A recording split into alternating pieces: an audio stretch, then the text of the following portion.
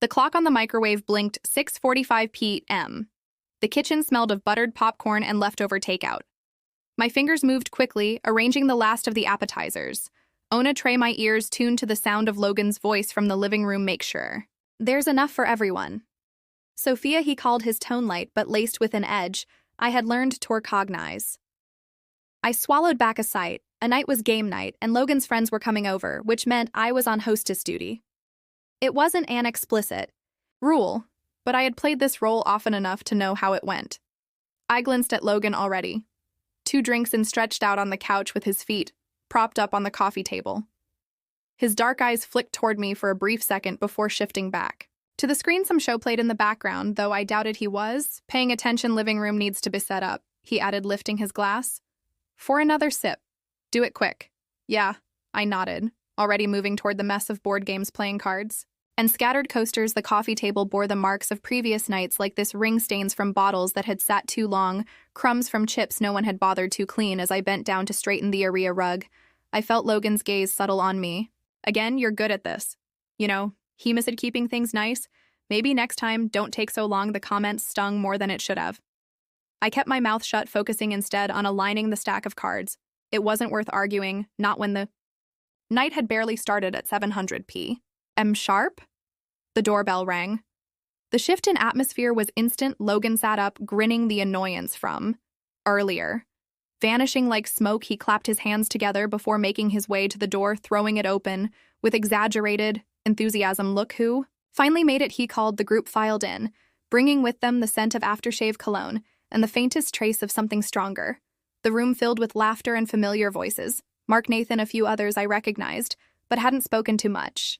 They greeted Logan with playful shoves and half-hugged backs, slaps, their energy buzzing through the space I carried in the first tray of snacks. As I set it down, I noticed Mark's gaze linger on me longer than necessary, his lips curled into something that wasn't quite a smile. You're spoiling us, Sophia, he said. Reaching for a handful of pretzels, his hand found my shoulder in a casual touch. Too firm, too familiar, a quick squeeze, before he withdrew. Logan caught the movement but only smirked, shaking his head, slightly as if amused. She's a natural at taking care of people. Logan remarked, too bad she takes forever to do it. The group laughed and I forced a smile, my fingers tightening around the empty tray. I knew the game.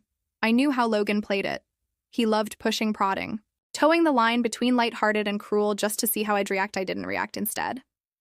I excused myself to grab the drinks, hoping the kitchen would provide a moment of solitude. As I pulled bottles from the fridge, I heard their voices drifting in from the living room, loud, careless, comfortable in their space. The night had just begun, and already I felt like a spectator rather than a part of it. And somehow I had the sinking feeling that I wasn't the only one, watching the clock edge toward 900 p.m. in the room pulsed with energy. Voices, overlapped laughter, rose in bursts, and the occasional slap of cards against the table punctuated the noise. The air had thickened with the mix of drinks and cologne, the scent of warm snacks fading beneath it. I moved between the kitchen and the living room, refilling glasses, picking up stray crumbs, making sure everyone had what they needed. It was second nature by now, keeping things running smoothly so Logan could enjoy his night without a hitch. He was already past tipsy, lounging in his chair like he owned the world. His sharp eyes flicked toward me when I walked past, but he didn't say much too. Caught up in the conversation about some ridiculous Bethy and Mark were making, and then, as if remembering I existed, Logan turned in his seat. Sophia, be useful, he said barely, looking at me. Go grab more drinks, we're running low. A familiar squeeze tightened in my chest. But inaudited, I had no say in these things, I just did them. The cool air outside was a relief. As I stepped onto the quiet street, leaving behind the heat and noise of the apartment, the store wasn't far, just a couple of blocks away, but I still rushed, wanting to get back before Logan, and found another reason to be irritated when I returned. His face was already clouded over. Took you long enough, he muttered. Reaching for one of the bags in my hands, it was barely a complaint. More of an observation, but Ike knew that tone and ember before the fire. I opened my mouth to respond, an apology, an excuse. Anything but, before I could, Nathan's voice cut in. Relax, man, he said, with an easy grin. Maybe she just needed a break from us. The tension in the air shifted. Logan huffed, rolling his eyes, but let it go. The conversation turned, moving away from me and just Like that he was forgotten again, Nathan caught my gaze, offering a small smile before motioning toward the balcony. "Come on," he said. "You look like you could use some fresh air." I hesitated. Logan wouldn't care. He was deep in his game, laughing too loudly. At something Mark had said, the rest of the group barely noticed me. So I followed the balcony door, slid open with a quiet hiss, and we stepped outside. The night air was cooler now, the distant hum of the city filling the silence between. As the view stretched wide, rows of apartments with their windows glowing like fireflies. In the dark, Nathan leaned against the railing, tilting his head toward me. "Rough night," I let out a soft laugh, more breath than sound. "Just a long gone." He nodded as if he understood, even though I doubted he really did. We didn't know each other well. He was just another, one of Logan's friends, someone who showed up on game nights, someone I handed drinks to without much thought, and yet for the first time all evening, I didn't feel like a shadow in my own home. "You put up with a lot," Nathan said. After a beat, not a question, just a statement, I looked away, pretending to focus on the city lights. "It's fine, is it?" I turned back to him, but he wasn't smiling anymore. He was studying me, reading something on my face that I'd meant to show before I could answer. Hand brushed against mine, light brief, like testing the waters. I should have pulled away, but I didn't. The space between us felt smaller. Now the air charged with something that hadn't been there before.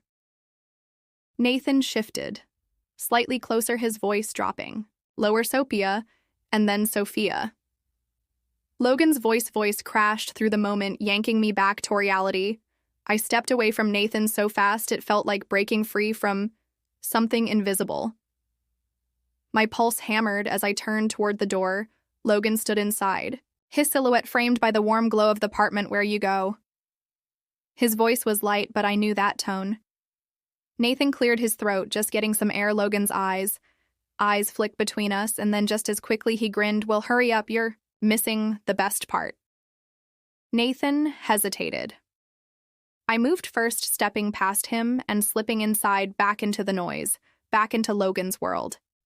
But as I walked away, I could still feel the heat of Nathan's hand where it had touched mine, and that, more than anything, made my heart race back inside. The atmosphere was even heavier than before. The noise felt sharper, the air warmer, the energy more reckless. Logan had another drink in his hand, his laughter blending into the background noise as I slipped past him toward the kitchen. My fingers tingled, and my heart hadn't slowed since stepping off that balcony. Nathan followed. It wasn't intentional. Not at first. Maybe he had meant to grab another drink. Maybe it was just coincidence. But when I reached for the cutting board, and he reached for the same thing, our hands collided again. This time, neither of us moved away. I felt the rawness of his skin, the contrast against my own. My breath caught for just a second, and when I glanced up, Nathan was already looking at me. A silent moment stretched between us, long enough to be noticed. Nathan's voice was quiet. "You okay?" I swallowed, nodding. "Yeah," just the sound of Logan's voice from the other room cut me off. Breaking the spell, he was too wrapped up in his conversation to notice us, but the moments hattered just the same. Nathan cleared his throat, stepping back as if realizing he had crossed a line, or maybe I had, but it was too late. That line had already blurred. We busied ourselves with the fruit chopping, arranging anything to give our hands something to do. But the weight of what had happened, what almost could have happened, hung between us. The knife slipped in my grip, barely missing my fingertip. I sucked in a breath. Nathan reached for my hand instinctively, his fingers curling around my wrist. "Careful," he murmured. I should have pulled away. I didn't. His thumb brushed lightly over my skin as if he wasn't entirely aware he was doing it for the second time that night. I felt my body betray me. The kitchen suddenly felt too quiet. The space too small. His eyes locked onto mine, searching, waiting.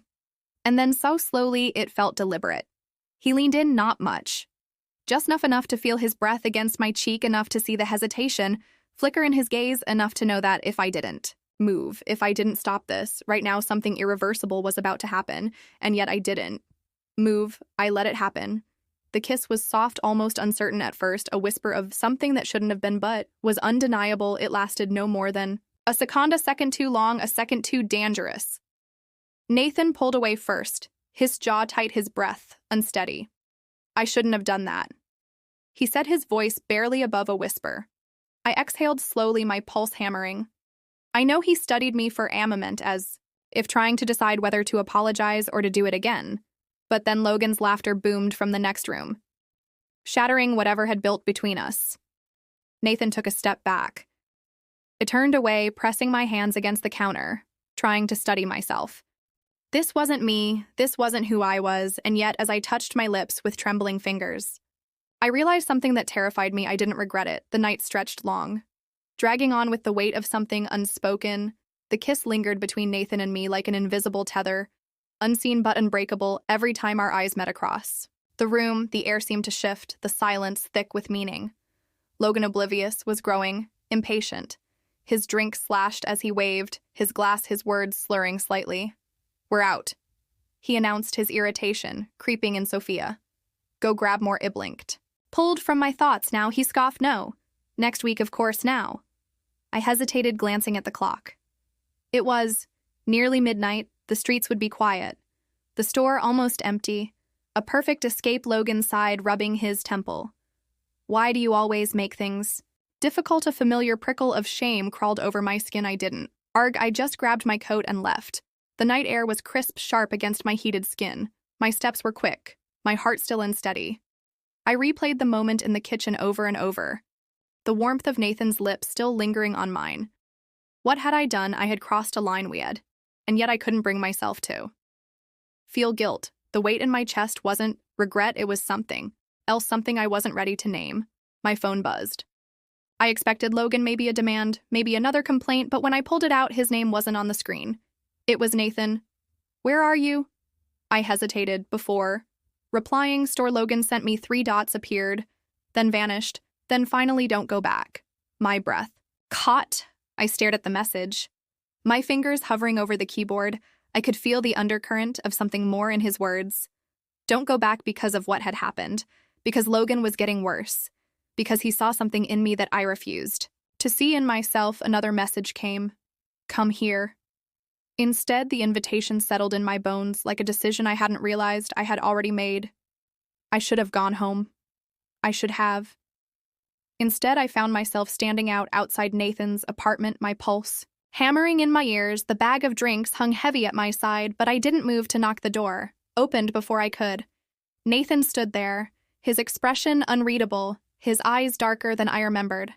Neither of us spoke. The door shut behind me, sealing us inside, and for the first time in a long time, I felt like I could finally breathe.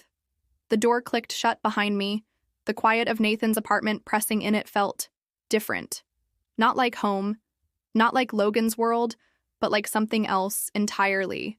Something safe. Nathan stood a few steps away, watching me. His expression was careful, unreadable, like he was waiting for me to say something. First, I didn't know what to say.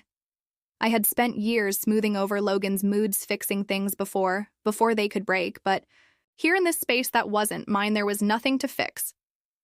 Nathan exhaled, rubbing the back of his neck. I wasn't sure if you'd actually come, neither was I. I admitted. A ghost of a smile crossed his lips, but it faded too fast. He took a step closer. You don't have to go back tonight. The words hung between us, heavy and full of meaning. I whispered, but do you want to? I swallowed hard, my hands tightening around the bag of drinks. I had left Logan's world behind tonight. But I wasn't ready to admit. Why? Nathan must have seen something in my hesitation, because his voice softened. You don't owe him anything, Sophia. I let out a quiet laugh, shaking my head. You don't understand, it's not that simple. Yeah, he murmured, it is. His fingers brushed mine light and hesitant, and for the second time that night I didn't pull away. The air in the room shifted warmer, closer.